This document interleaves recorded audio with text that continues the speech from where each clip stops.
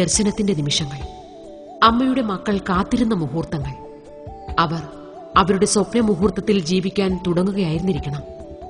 ഭൂതവും ഭാവിയും മനസ്സിൽ നിന്നും മായ്ച്ച് അമ്മയോടൊപ്പമുള്ള വർത്തമാന നിമിഷങ്ങളിൽ മാത്രം ജീവിക്കുക. ആ വരപ്രസാദം അനുഭവിക്കുക. അനുഭവത്തെക്കുറിച്ച് പറയുക. അനുഭവത്തിന്റെ അറിവിൽ നിറയുക.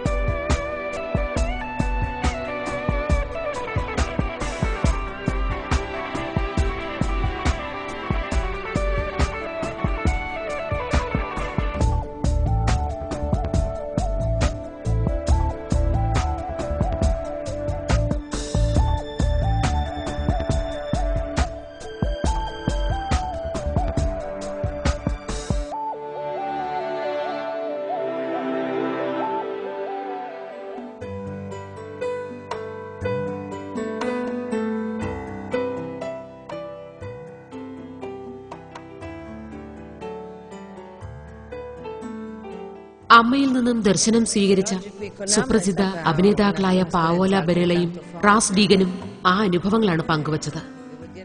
വർത്തമാനത്തിന്റെ നിമിഷങ്ങൾ, ആധിയും വ്യാധിയുമില്ലാത്ത, ഭൂതഭാവികളില്ലാത്ത ജീവമുഹൂർത്തങ്ങൾ.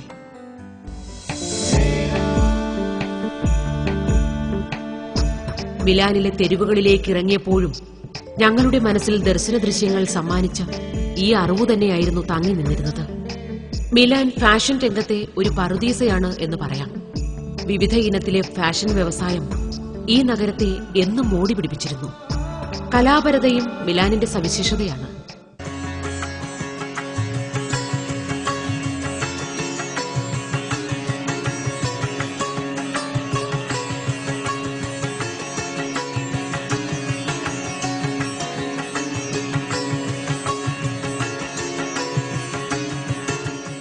ജലപാനത്തിലൂടെ സുഖം കൈവരുത്തുന്ന ഈശ്വര ചൈതന്യം കുടികൊള്ളുന്ന കാറോ വാഗ്യോ ഗുഹാമുഖവും ഇറ്റലിയിലെ പുരാതന ദേവാലയമായ സെന്റ് ആംബ്രോസ് ബസേലിക്കയും ഒക്കെ ഞങ്ങൾക്ക് സമ്മാനിച്ചത് കലാപരതയും ആധ്യാത്മികതയുമായുള്ള പൂരകത്വത്തിലൂടെയുള്ള ഒരു പഴയകാല ജീവിതത്തിന്റെ തിരുശേഷിപ്പുകളാണ്.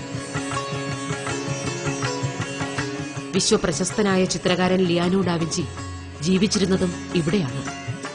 മനസ്സിനെ ആധ്യാത്മിക ദൃശ്യങ്ങളുടെ പാവനമായ ഇടനാഴികളിലൂടെ സഞ്ചരിപ്പിക്കുന്ന, ആരാധനയുടെ മാനസിക അഭിനിവേശങ്ങളുടെ ഗുഹാമുഖത്തേക്ക് നമ്മെ ആനയിക്കുന്ന ആ ചിത്രകാരന്റെ സ്മരണ പോലെയായിരുന്നു ഞങ്ങൾ കണ്ട നഗരദൃശ്യങ്ങളും. ദർശനഗൃഹത്തിലെ സേവാമന്ദിരത്തിലാണ് ഞങ്ങൾ എത്തിച്ചേർന്നത്. ശിവകരദായകനായ ശംഭുവിന്റെ നാമത്തിലെ ഗാനം ആലപിച്ചുകൊണ്ട് അമ്മയുടെ മിലാനിലെ മക്കൾ സേവാഗൃഹത്തിൽ അധ്വാനിക്കുന്ന അപൂർവമായ കാഴ്ചയായിരുന്നു അത്. അവർ ഗാനം ആലപിക്കുകയായിരുന്നു. എന്നാൽ ആ ഗാനത്തിന്റെ താളലയങ്ങളിൽ അവരുടെ ഏവരുടെയും പ്രവൃത്തികൾ ഒന്നാക്കപ്പെടുകയും ചെയ്തിരുന്നു. ചിലപ്പോൾ അധ്വാനത്തിന്റെ തളർച്ച മറന്നു അവർ ആനന്ദത്താൽ നൃത്തം ചെയ്യുകയും ചെയ്യുന്നത് കാണാമായിരുന്നു. എല്ലാവരുടെയും കരചരണങ്ങൾ, കർമ്മങ്ങൾ എല്ലാം ഒരുപോലെ ഏകമായി അവിടത്തേക്കുള്ള ആരാധന പോലെ ആനന്ദത്തിൽ മതിമറന്നു, സ്വയം മറന്നു. അങ്ങനെ അത് അമ്മയെ മുൻനിർത്തിയുള്ള സേവനമാകുന്നു, പരസ്പരമുള്ള ഏകതയുമാകുന്നു.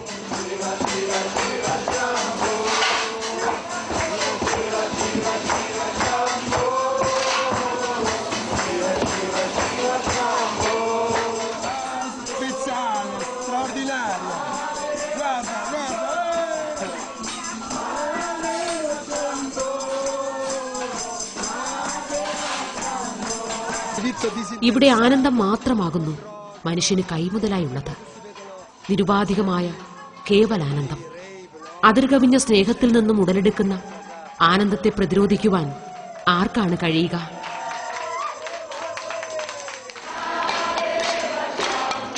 സേവാമന്ദിരത്തിൽ നിന്നും അവർ കയ്യിലുണ്ടായിരുന്ന പാത്രങ്ങളും സംഗീത ഉപകരണങ്ങളും മറ്റുമായി ദർശനഗൃഹത്തിലേക്ക് എത്തുകയായിരുന്നു.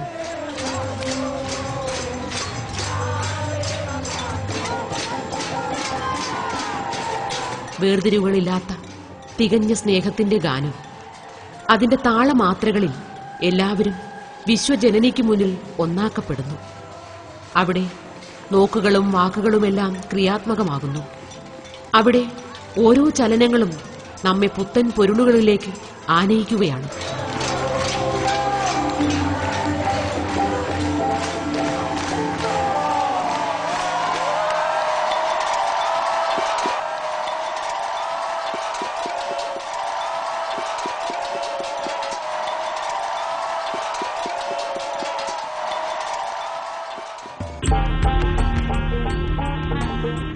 അതുതന്നെയാണ് അമ്മ ചുറ്റും കൂടിയ മാധ്യമപ്രവർത്തകർക്കുള്ള സന്ദേശമായി പിന്നീട് നൽകിയ വാക്കുകളിലും സൂചിപ്പിച്ചത്.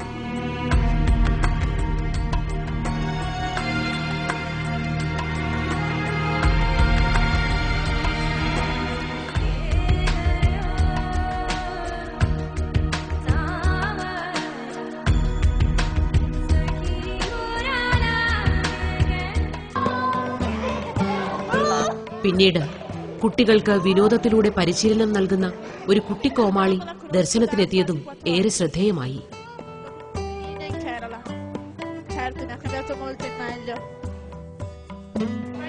കുട്ടികളിൽ ലോകസമാധാനത്തിന്റെ ആവശ്യകതയെക്കുറിച്ചുള്ള സന്ദേശം എത്തിക്കുവാനുള്ള പരിശ്രമങ്ങളിലാണ് താനെന്നും അമ്മയുടെ ദർശനം തന്നെ വല്ലാതെ മാറ്റിമറിച്ചുവെന്നും കുട്ടിക്കോമാളി പറഞ്ഞു.